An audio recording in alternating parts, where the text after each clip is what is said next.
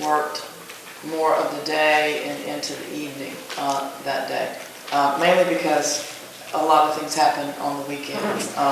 And I know we don't have anyone on Sunday, but I think you were going to come back and let us know what you came up with, Wayne. I think the big issue we have in code enforcement, and Commissioner Commander alluded to this earlier, is that we only have 3 people. And to cover the weekdays and the weekends, that starts becoming a bit of a problem with 3 people. During the budget process, I have planned to ask for additional resources in code enforcement. From that standpoint, then I think we can look at those alternatives. The one concern I have is, although code enforcement, they're not a first responder type of organization. It's really more of a deliberate process, code board, things of that nature. So there are some issues that I would probably want to discuss more as far as the jurisdiction they would have at night. For example, a party or something like that where you've got 50 people there who had a large party, and what ability would they have to go in there and address situations at a party like that. That does bring some concern to me as far as putting our people in that kind of position when they're basically unarmed and just have a badge and a pad. That is a grave concern of mine. I do know these things can get out of hand occasionally with some of these parties, but at this point in time, I have some concern about the staffing level we have and being able to work through the weekends, the nights, things of that nature. That does concern me. Again, I want to request additional resources during the budget period and see where we can how that goes, and that would probably likely determine the hours that I feel like we can work conceivably, weekends and things of that nature. I have a question, Mr. Dice, and I have been a big proponent of the noise issue and what we used to call the wedding house issue, and at some point I really want that solved. I do have a concern, however, with a code enforcement officer. Is that within his scope of work, number one? And second, do we send someone who is virtually unarmed? I mean, when that deputy over there approaches me and I see his badge and his gun, yes sir, I take notice. But if I'm a father or someone at a function where people are drinking and dancing and carrying on, what validity am I going to give the little fellow with no gun and just a badge? So I guess I would be concerned if we send code enforcement, I would want a deputy to go along with them, simply for backup, because people that are partying, and as if you paid $30,000 plus to come down here to give your little precious thing a wedding, are you going to let somebody like him tell you to turn the music down? I don't know. So it would be my concern that if we do that, then we're going to have backup in the sheriff's department anyway. And Commissioner Commander, it could be a serious situation in a hurry. On a normal day, normal business day, code enforcement is a very contentious issue. We're telling people you can't do what you're doing, or you've got to stop what you're doing, or we're going to bring you to the code board. It's a very contentious issue on a daily basis. Not add to that a large group, large gathering, possible alcohol involvement. That does provide some concern to me as far as how we would address that, and could we even effectively address it. If they didn't comply, what are we going to do? And that by itself is a concern to me. I do believe that at this point in time, we probably need to look at additional resources, in my opinion, and then that would lead us to expanded hours. If that's something that the board directs us to do, we would definitely do that. At this time, I don't think it's feasible with 3 people on staff. Well, could I ask a second question? One of those 3 is a supervisor. At what point are we going to be able to solve the issues of large party? I was told that we have to wait till after the lawsuit. I mean, there is some litigation, and I mean, how long do we go? What I've been told is that litigation would probably give us some pretty good direction about what we can and can't do. It's a difficult issue. I know when I first came here, Mr. Casella was looking at that. There's been some state law that has been passed that complicates that as well, because you've got to treat everybody the same. You can't treat a rental property differently than you can a normal residence. That's complicated a little bit. And so whatever you adopt would have to apply, essentially countywide, I assume. And so that has complicated a little bit. I'm hopeful that through the litigation that we're involved in, that will provide some guidance to us about where our authority goes and where it doesn't go as far as those kind of events. I think in one sense what you have is you have a land use that's residential. That's the primary use in a particular district. Many times these events become so numerous and so repetitive that use has changed, where now the primary use is not residential, it's an event location. The problem with that is there's no clear standard. That's more of a judgment call. How many events would cause that to change the use of the property?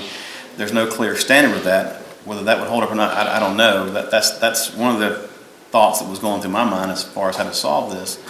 But again, that has no clear standard that you could apply unless we could come up with some kind of number that would be a number of events over a certain number of people. When you start counting people, that starts getting difficult too, because when you ask somebody how many you're going to have. I thought we had already made that determination that after I've forgotten how many it was now. It's been so long, but I mean, after you rent your house, every weekend for 3-4 months in a row, it's commercial. Well, there's been a lot of discussion about that, but I don't think we ever came to any kind of conclusions as far as a definitive method of enforcing that provision. I think that's what we need to look at, is getting back on track with that, And I'm not disagreeing with Commissioner Meadows on that, but we need to get back on track on that and get that problem solved. We have homes throughout Walton County that they'll have a party, a reception, a birthday party. You may have 30 kids there for a child's birthday party. There's plenty of room. It's not an egregious type of issue. But you don't do that But that 30 people in another location could be a very difficult issue. But you don't do that every weekend. I don't have that many grandchildren. That's right. And I guess the trick to that is how many constitutes the use changing, that's the issue. When you start renting houses, even though you rent them weekly or whatever, still you got people out here renting for a year. You could consider that as. It's still commercial. But you have to go back to. You can look through the internet and you can determine which places are, and it's the parking. Parking's a huge problem. It's the noise after, say, 10, 11 o'clock at night, and I mean, that's basically it. And it's easy to do. If you're running an event and you're making money, that is a commercial establishment. Period. So the question is, it's not fair to our people that we bring down here. They spend millions of dollars on homes. We ask them to come down, and they spend $1 million on home, and the house next door to them becomes an event venue. Right, absolutely. And every night there's a belligerent people screaming and cussing at them and all that. We've got to do something about that, and that kind of segues into my next thing, but I see somebody out there has a hand up. Sandy Luchtefeld, I just wanted to bring up one disconnect for you that might make it a little clearer. Right now, what you have is you are not sending code enforcement people in to build these cases that prove the point of the commercial use. From what I understand, code enforcement officers are actually paid more than deputy sheriffs are. However, these code cases are totally having to be built by property owners, the next door neighbor, who is a whole lot easier target than a code enforcement person who comes, takes a couple pictures and leaves. The homeowner is sitting there waiting to get rocks thrown in their windows by the very people who are there abusing the property. So that's where the disconnect is. We really need code enforcement to be actively building these cases rather than passively sitting back and waiting for me to bring them photographs every Monday, Tuesday, or Wednesday. So I just as soon not be a target too, because I don't get paid anything for being that target. Yeah, that's a good point. We're not necessarily asking those guys to go in and push people people around. It's go in and identify the problem areas, and you gotta do that on Saturday night or Friday night, you know, or, I mean, you can't do it Monday morning, because everybody's asleep. Mary Nielsen, you got all off target. The question was to Wayne Dice, can you work people later in the evening on Saturday? If you can book them on the calendar for that day for 7:30 a.m. to whatever, you can book them on the same Saturday. You're the boss. Wayne Dice is the boss. The employee is an employee. And unless there is something in the handbook that says that they cannot work another split shift, if there's no rule written that they can't work a split shift or be assigned by their superior and this county commission to work a split shift, or work an afternoon shift every 3 times they cycle through, each of the 3 take a turn.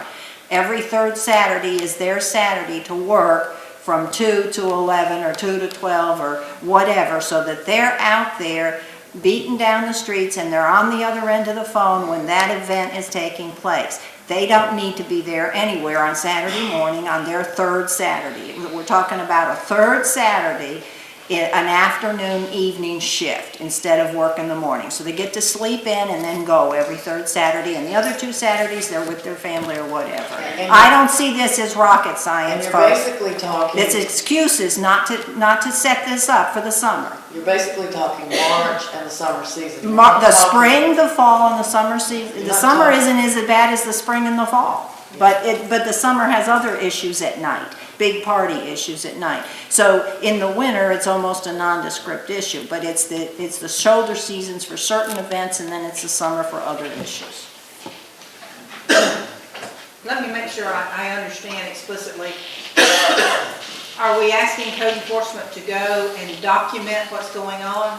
Because can code enforcement issue them a citation, or is that from the sheriff's department? We can issue a Would you citation, but before we do that, we have to issue a warning, and I'd ask JC if he can come up here and explain that process. Again, we're looking, if the board directs us to do so, we certainly will do that. We obviously will do whatever the board directs us to But do. there again, you know, whatever we do, it doesn't, to me, need to be the daddy of the bride, it needs to be the property owner. Right. That's where you get their attention, it's the property owner. You can explain the citation process and how that stuff, the code. Right, well, basically, it's a J.C. Offer, Walton County Code Enforcement. Basically, it's a procedure that we go in, the state statute says we have to write a warning. We can't just go in and write a citation. We can actually do it to the violator, the DJ, whoever's violating the process. But then the ordinance also states that it's a one-time deal along with the statute. So I can only write a one-time citation, then I'm done for the night. So if they crank it on up, there's nothing else we can do. It goes back to the running this in unarmed and the situation of where the daddy and the whole 9 yards. I mean, we would have to carry a sheriff deputy with us as well to do this kind of thing. Well, JC, if noise is the issue, the sheriff has come before this board previously and said he can go from disturbing the peace and take the action on that. So I thought the issue was more towards the use of the property as something in a commercial sense where it's designated for residential. No, I think that, the venue house and all that is really not our big issue. I think if this is what we're trying to do here. What we're trying to do here is Saturdays, there'll be people out in the middle of the road collecting. Now, code enforcement could go say, I'm sorry, but you don't have a permit for that. There are bonfires that are started, there are fires that are started, there's fireworks, there's all kinds of different things going on the weekend. It's not necessarily noise, because the sheriff pretty much will go to a house and tell them to. Don't we have 2 additional code people that work for TDC that take care of the beaches on stuff? Well, not on the week, and I'm trying to work with them to work on the weekends, but we talked about that with Mr. Sunday, but. Why can't we augment with that? Yeah, we can. But I'm just saying that the presence of code people down there on the weekends, other than just early in the morning and during the daytime, there's all kinds of code violations that go on. It's not necessarily the noise. The venue houses are a whole nother separate. I mean, they've got to be dealt with in a whole nother way. The sheriff addresses noise. There's and the sheriff addresses some of the parking issues. But these are other issues that we have going on that are code violations or that are code problems.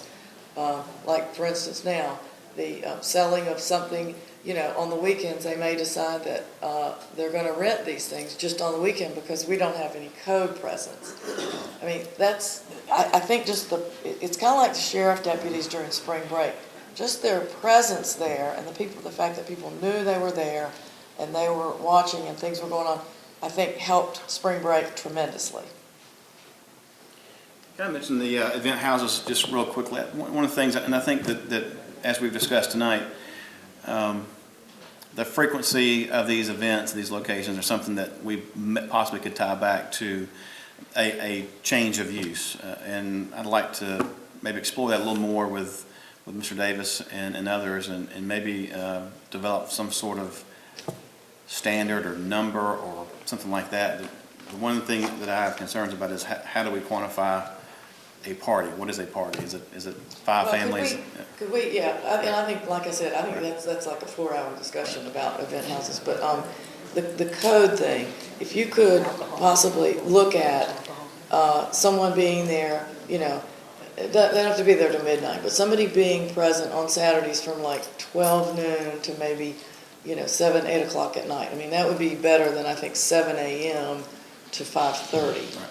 Mr. Chairman, I'd also like to see it augmented though, because you pointed out some things that happen on the beach that Yeah, would they fall do. into thing. Yeah. So, but Mr. Sunday now temporarily comes under the direct board where Mr. Dice is under Mr. Demers, but I'd like to give board direction to him to work with Mr. Dice to see if we can't consolidate those efforts to work something out that can further benefit both aspects of it. Get the weekends covered, but again, looking at the fact that some of these things are going to be down on the beach and would be within the purview of the TDC code people. What you're asking is them to get together. Well, yeah, but we have to be able to tell TDC because they're not under admin. We're already asking, Yeah, well, we're already asking Mr. Demers to make sure that the admin side of it is done. I'm saying the two need to get together and try to get something worked. But that's your direction. That would be my direction of the board, to work together to Yeah, I help agree. facilitate I agree. and make a greater presence of code enforcement, the concept of code enforcement available to address these weekend situations. What about the sheriff? I think we're also going to Well, bring again, in. the sheriff he's not here, but I mean, he's come before this board previously and said, if it's a noise issue, he can go for disturbing the peace Yeah, and they take care of take it. care of most of the noise issues. That's really not the main, I think it's just kind of everything in toto, during the weekend, that we need a presence there. Because if he can only write one citation and then he can't do it again, is that Florida statute? That's Florida statute and also. Then we're gonna the need the ordinance sheriff as to well. work with you, so if you do it the first time and they don't, then we've got to look to the sheriff's department to come behind you and back you up. That's right. Yeah, so I think we need all three agencies perhaps having a meeting. We can certainly work together to augment each other's operation. We've got 2 guys, they've got 3. Our 2 guys primarily focus their efforts on the beach, dealing with dogs on the beach, glass on the beach, bonfires, and things of that nature. Right now, they're dealing a lot with leave no trace with turtle season. So, and I've got them working various hours. They change up. They work some in the morning time, trying to focus on leave no trace. Then in the evening hours, dealing with bonfires and stuff like that. And then some during the day dealing with glass.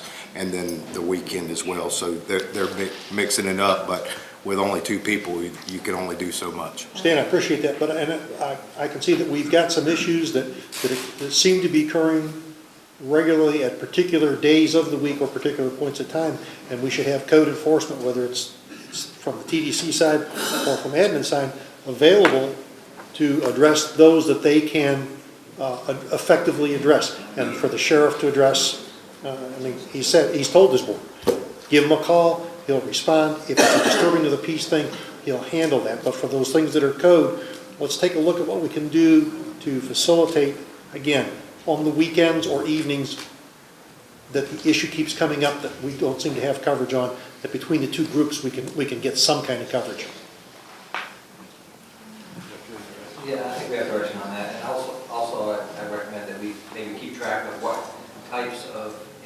finding on the weekend, so we can report back to the board that, we have X number of this issue going on and so forth. Now we can see if you're using your resources wisely. I've actually got some stats on that tonight if you want. Yeah.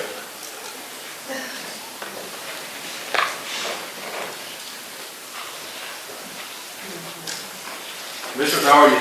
As far as the two of us on the beach, since Jeff, July. take your name for the record. I'm sorry, I'm Jeff McVeigh, code enforcement on the beach, and Harold Jr. Taunton is the second person. Since July, we've had 2,120 cases. Of that, 476 hours were worked outside of normal business hours, so after 5 o'clock, before 8 o'clock. So about 11 weeks of that time since July 4th, that does not include what time was taken off for annual leave and sick leave and that kind of stuff. Remember too, before January the 7th, it was only me out there. So from January 7th till today, there's 2 of us splitting all that time up. So over 500 leave no trace violations were tagged, 77 notice citations written for glass, warning citations, 256 dogs, double red flag violations were 11, 2 litter, 43 vendor violations, 1,392 citizen contacts, 8 driving on the beach without a permit, 4 driving on the beach with the improper permit attached to the vehicle, 2 camping on the beach, 20 parking lot violations, and parking violations for us is overnight parking in the parking lots. But the parking lots close at dusk till daylight because they're not lit. There's the safety issues, so there are signs posted in the parking lot that say they're overnight parking. So that's our parking violations. 29 bonfires. Of 29 bonfires, only 3 of those were out of compliance, and 265 lighting violations. So that's just kind of a quick overview of what we've done on the beach. Jeff, we appreciate that, but I think what we're trying to get to is that there may be some days of the week or times of day that are, got some clusters of these problems that aren't being addressed right now, and that's what we're trying to accomplish, is that there appears to be a lot of input that's coming in, that there are days on the weekend or particular times of evening when these violations are occurring, and we just don't seem to have the manpower, and that's why I'm trying to get us where we can coordinate so that if it involves something on the beach and is there, that we can focus our time to be on duty during those times when the violations have tended to occur so we can get them addressed. We're working a minimum of 4 weekend days a month between the 2 of us. Maybe Friday nights, Okay. Saturday, Sunday, so at least half of the weekend we're already out anyway. So, I mean, we'll be glad to, we'll do what the boss man says, that's what I tell him, so. Thank you.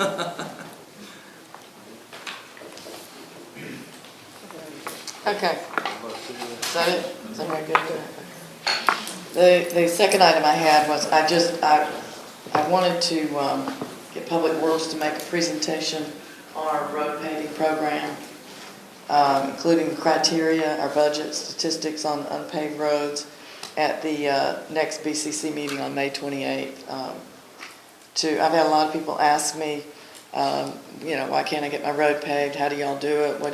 How do you classify it? How does that work? So I'm asking that we have a I think that's a good idea.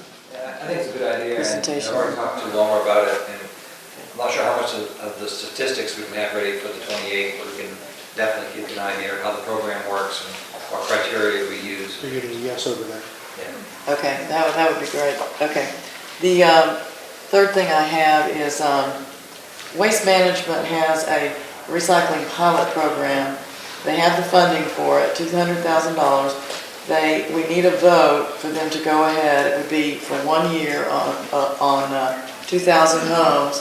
What it would be a once a week they would pick up the garbage, and the other pickup would be a large green can with a yellow top would be recyclables, curbside. And they're just waiting for a go-ahead from us. Okay. Yes. I mean, I haven't seen this proposal, so I'm not familiar with it. If they're doing twice a week now as it is, Yeah. and they're still gonna be doing twice a week, why would we spend more money on it? Well, it's a recycling pilot program. I guess it was approved during the former commission, because they said that it was available for South Walton, and that all they were waiting for was a vote from us. We put together a committee that looked into this, and Mr. Graham has got some figures and some possible programs, but we've not come to any kind of a firm agreement with Waste Management yet. Now, if they're ready to move forward with one of those proposals, I think Mr. Graham could work with them and bring that back to the board for your approval. Well, I think I met with them, and we went over the specifics, and I think that, instead of dragging this out, sending it back to staff, bringing it back, sending it back, having all these presentations, I think we could get Dominica to come and make a presentation to the board about, it's very straightforward. I mean, all we have to do is enter into the agreement with them, and my understanding was that it was already arranged, that it had been set out by a previous board. I'm not familiar with it, and I guess one of my questions would be is if you've got two collections a week, and you stay with 2 collections a week, why would it cost an additional $200,000? Well, because it's recycling, and recycling has to be taken to either Tallahassee or Pensacola. So there's been some discussion. I'd like to see some details on this Yeah. before taking any vote. Okay, well, that's fine. You want to bring it back at the next meeting? Whenever they can get to us, I'd like to see some details that we can take a look at. Next meeting on the 28th? Is that too soon? Can you do I that? think maybe it might be beneficial if Mr. Graham met with each one of you and showed you Okay. what he's been working And with. that's true. And that's been some of the discussion is, what is fair, because there is a trade-off of 1 day for garbage for 1 day for recycling. There is some cost involved, because recycling costs a little bit more than just picking up garbage, and everything goes to the same place. So that was negotiated back and forth as to, should they charge us $2 or $3 per house, or, what would be the cost? But then during the summer season, we have a problem already with garbage. But in terms of recycling, are they ones that you would normally sell, a recycled product? Who gets that money? They give us a rebate back to that, and and that's why I say Mr. Graham could come around and I'd like to explain see it to you. details, please. Yeah. Well, if you would get with Dominica first, because Yeah, I've gotten the disconnect, yeah. Dominica, when I found out that this was on the agenda, I actually reached out to Dominica just to see what this was about. We're all on the same page. I've been working with Dominica and Waste Management. We're at the point, just need to bring it and workshop it with the board so you can understand what the proposal is. Last year, we actually budgeted for this in our solid waste budget, so there's money for it. We've identified a pilot area, we've negotiated pricing, we're very close to bringing it to the board, so I'm at a point where I'll try to set something up. Mr. Graham, would you come by and see each one of us and then go to the next week? Yeah, and I think the idea, of course, is to try out the pilot program, because the idea is that you don't need to pick up trash twice a week, because you would be surprised with how much of your garbage is recyclable. And so, they would be coming by. And I appreciate that, but if one is solely dedicated to just recyclables, why is it costing us $200,000 more under this proposal? And that's what I'd like to see the details on. And a lot of the cost, some of the cost is the container itself, and it's like $79 or something like that, and they spread that over. Yeah, the containers are about $80 each. And I guess I still have a question is, are the tourists going to separate? And I've got a detailed spreadsheet where I've vetted all that, and something that I'm sure Commissioner Infield, I'd like to see the his information, financial please. background would appreciate. I just need to get Well, that. and the Without a PowerPoint. the pilot program would be a combination, the neighborhood selected would be a combination of rental houses and permanent residents. So it would be and you'd be surprised how many people contact us or the TDC about why don't y'all recycle. It's just part and parcel of being a tourist community. Let's see, the other thing I had is, and it's late tonight, I don't know if we really will get to discuss really a lot of this, but it's the economic development. The economic development study shows, and I think everyone will agree with this, that works with the county, that people are leaving the county to go to other places to develop because they can't get anything done in Walton County. They can't get a return phone call, they can't get a permit, they can't get a plat, you know, they just, I mean, it's simple stuff. And this has come to me over and over and over again, and I told some people that I would put this on the agenda for discussion, but at this late hour. You're talking about streamlining, right? Streamlining the process? I'm talking about addressing the whole process, and if there's anybody in the audience that I spoke to before that would like to speak to this, I'll give you one example. Someone had a building for sale. The potential buyer called the planning department, got somebody who said, no, you can't do that with that, so he walked from the contract. Just these examples of all these places that we have vacant that our people are trying to either sell or sell to developers, and they cannot get from point A to point B, just like the gentleman said about the code enforcement. The process is not there to enable these people to move through the process fast enough. They're going to other counties. This guy said, I'll just go to Okaloosa County. So, and I think the economic report that's going to be made to us later on is going to identify that one of our challenges with economic development is definitely the planning, permitting process. Cutting the red tape. Yeah. The length of time, and just your basics, like return phone calls. I mean, I have to sometimes talk to the person and then email the person that I want them to return the phone call to. And it's basic things. So there needs to be a big discussion on how do we get off the dime, and how do we become a county that is going to welcome businesses rather than one that is so difficult and so cumbersome to get anything done that they go somewhere else very quickly. Now, some people have already told me that they won't even come to Walton County. They're done. They're over. It's over. They're done. Perhaps Mr. Dice could hold a workshop to get input, especially now that don't we have a new EDA director? He's not on board yet. Starts Monday. To take some of those very issues and see what we could do to, again, cut the red tape. So perhaps you can Just work towards that? add a couple of comments to that. About 6 months ago, a typical ordinance will have a table of permitted uses.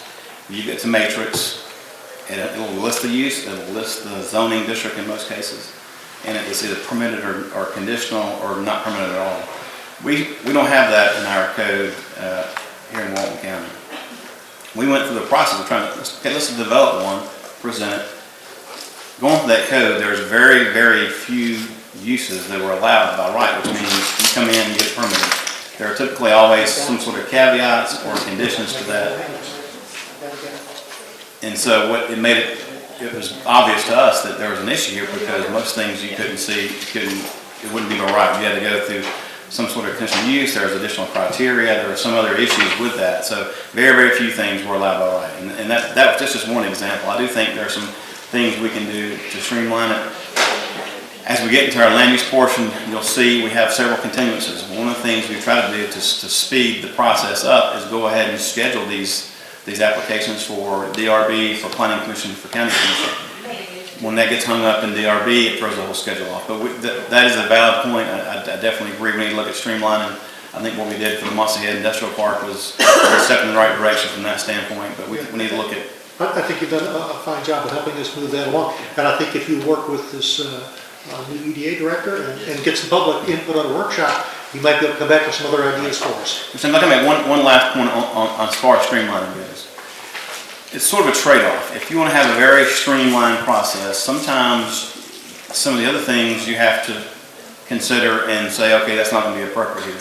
Here, for example, we have design standards for certain developments in certain areas. All those things, it makes for a very, very pleasing aesthetic environment, but what it does delay that process.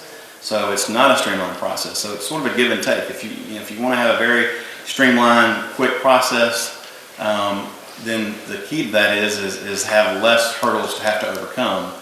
However, when you create that scenario, you have less hurdles to overcome.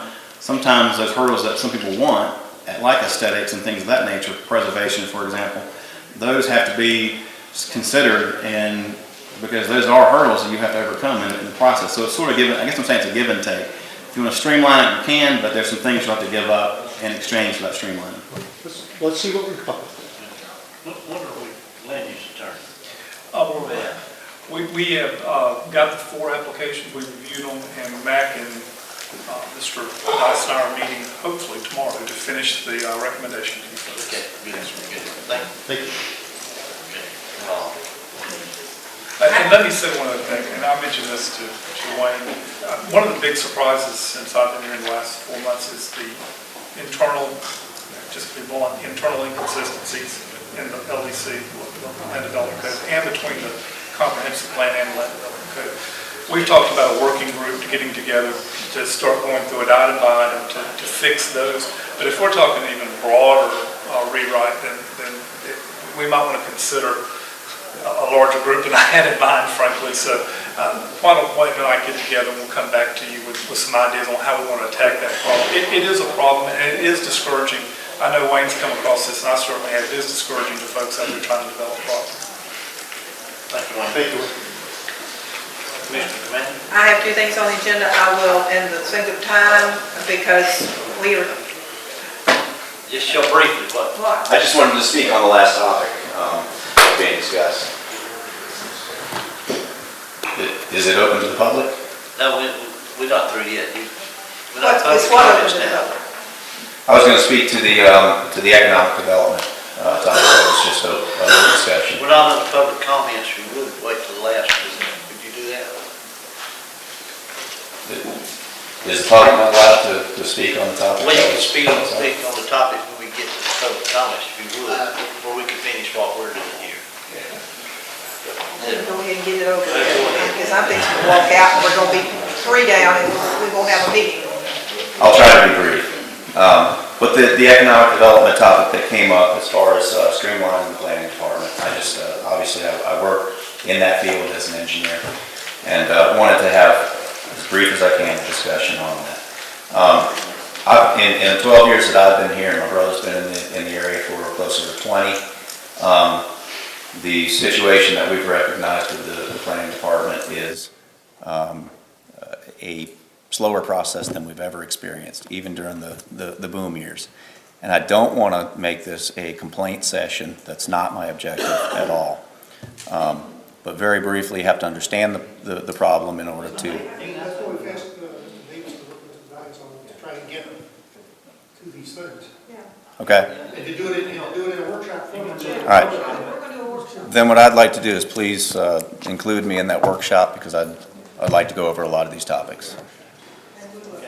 All right, I appreciate it. Yes, sir, absolutely. Well, if it's gonna be a workshop, everybody will be included, it's called public comment. I will take my 2 items, put them to the next meeting, because it is, 8:30? I've got a plane to catch, so I'm gonna be the next one out the door, and there'll only be 2 left here. So, Nothing. And let's move into the public comments.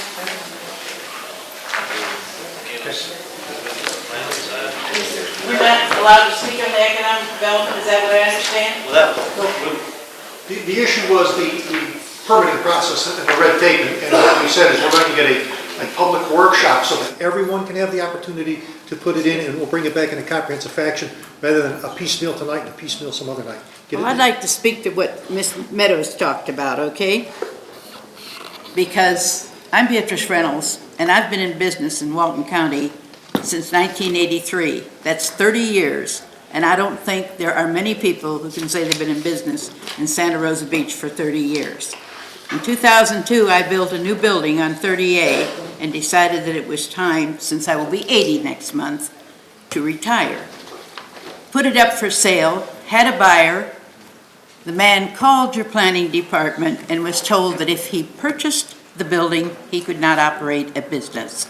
This land was developed in 1970 as commercial property, and when your planning commission gave me 100% approval to build, it automatically became business. You are driving business away from Walton County. He went to Okaloosa County because he said he wouldn't deal with you here. You've lost at least 50 jobs, and I've lost a sale. I really am very disappointed after being out here for 30 years in business. We're trying to address that. Ma'am, the clerk didn't get your name, you might please. Beatrice Reynolds, B's Interiors. Thank you.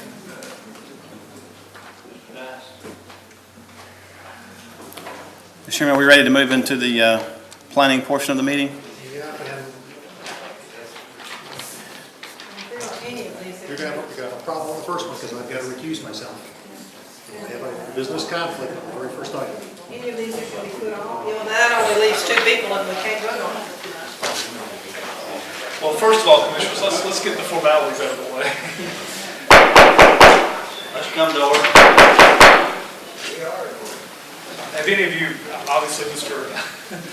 Enfield, have any of you had any other contacts with any person involving any of the items that are before the board on a quasi-judicial matter? And if not, just say no. I have, and I'm trying to find the stuff that I've already written somewhere to give to the clerk. I have it somewhere.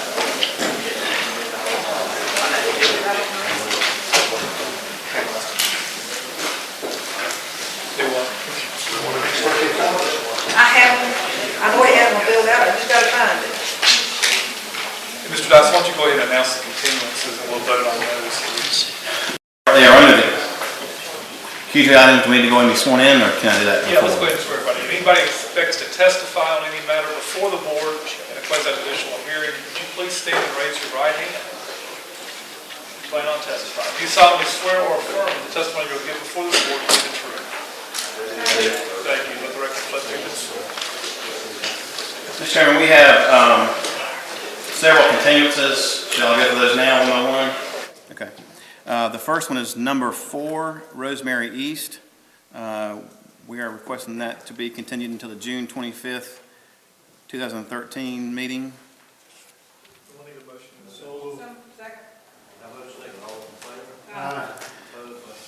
Number 5 on your agenda, 30 Avenue. Again, a request to continue to the June 25th, 2013 meeting at this location. Number 6 is Uptown Plaza, same there, request to continue June 25th, 2013. And we are asking to remove, number 8 from the agenda completely.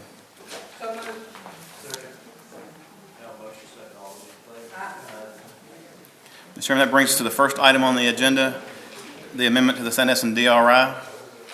And I believe we may have a quorum problem with this one. Mr. Chairman, Mr. Enfield has announced a conflict, and we only have 2 other members of the board that remain, so we cannot consider this item. It will have to be continued to the time certain. Is that your option? We can, Yes, sir. Time certain. June, the others have been continued to June 25th. Is that a date set for Renee? Those that came to comment would ask to be continued to a South Walton day. Oh, South Walton. State your name, correct. For the record, Alan Osborne, June 25th is where it's going to be continued. We just want to know. is that a South Walton Day? No, no. That would be Whatever that means. June, I'll tell you. I shall get out my I don't have the calendar in front of me.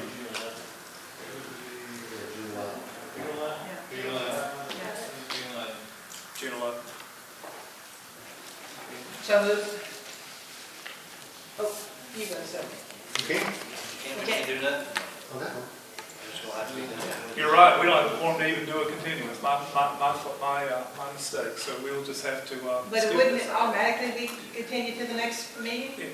It actually will have to go on the agenda to the next meeting, but what I would suggest that, and Mr. Osborne's point is well taken, that it probably should be scheduled for this venue, given its location. So what I would suggest is it automatically goes on the next agenda, then at that meeting, we can vote to continue it. We vote to hold it down here, yeah. That's what we'll have to do. In fact, what I would suggest is that the agenda item would say, this item to be continued to whatever that date was, June 11th. June 11th, You got direction, Wayne? Yes, sir. Okay. Thank you. Are you taking testimony on tonight? No, sir. Okay. Hang on, there's more questions. Clarification, when is the next meeting where you're going to vote to move it to June 11th? That would be May May 28th. 28th. Assuming we have a quorum, Mr. Mayor. I'll be there. Mr. Chairman, next item on the agenda is number 2 on your agenda, Rosemary Beach PUD Phase 7 replat.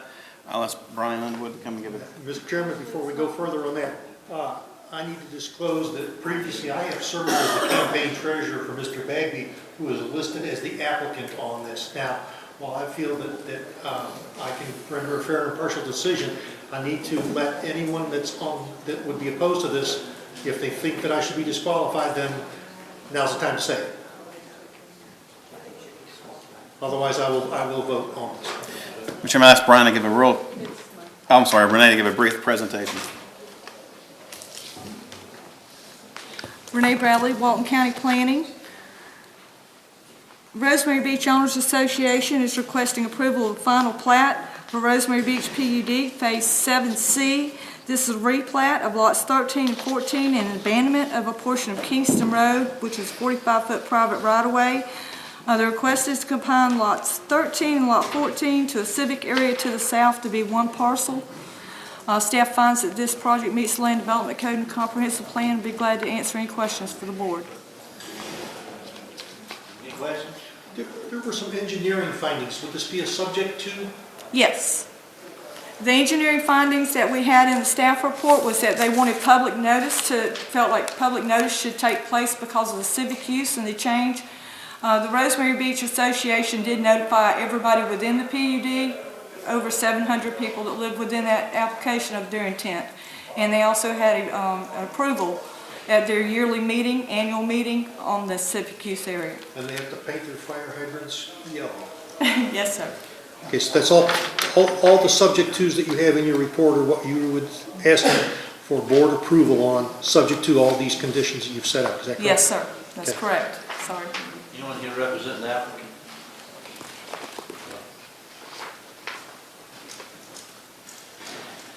Chance Powell for the record. I'm the agent for Rosemary Beach Homeowners Association. I think Renee did a great job. We agree with staff's finding. Okay. Thank you. Any questions? Any public comments? Yes. One of the issues with this plat when we were going through TRC was the fact that these two lots are actually changing to civic use from residential use. And we wanted the board to understand that in the Rosemary Beach PUD, their approval was done by platting. And that's on their master plan. Their final approval for these projects, they didn't come through and get minor development orders for any of these things, and they could have made it civic in the beginning. These parcels are owned by the Owners Association. It's our understanding from reviewing that master plan that they have the right to change this to civic without having to go through a land use change to do so. Any questions? Ms. Ward wishes? Motion approved. Second. Motion second, all those in favor? Aye. Opposed, motion carried. Mr. Chairman, the next item on the agenda is number 3, Prominence Phase 1 plat. Again, Renee Bradley for a brief presentation.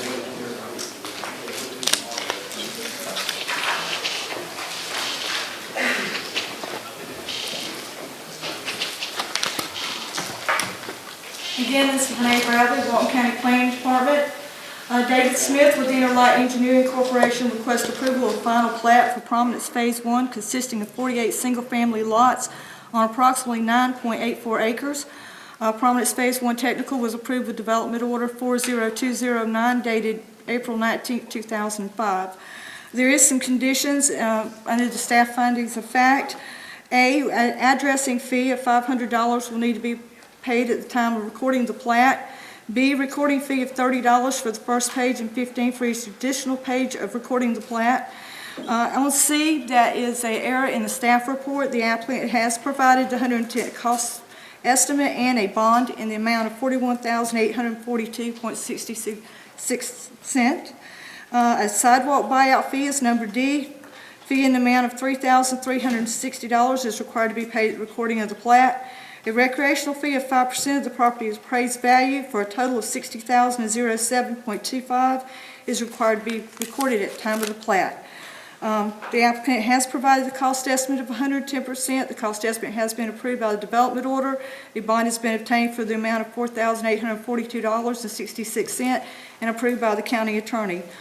With all of these conditions at time of recording, staff finds that this meets the Land Development Code and Comprehensive Plan.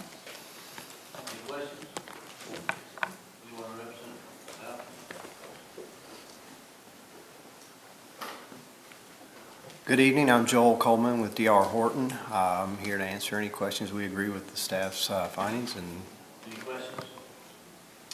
Any public comment? Motion to approve. For the conditions? For the condition. Second. Have a motion second, all those in favor? Aye. Opposed, motion carried. Mr. Chairman, the last item on the agenda is number 7, Thompson Wood Phase 2-5. I'll ask Brian Underwood to give a brief presentation.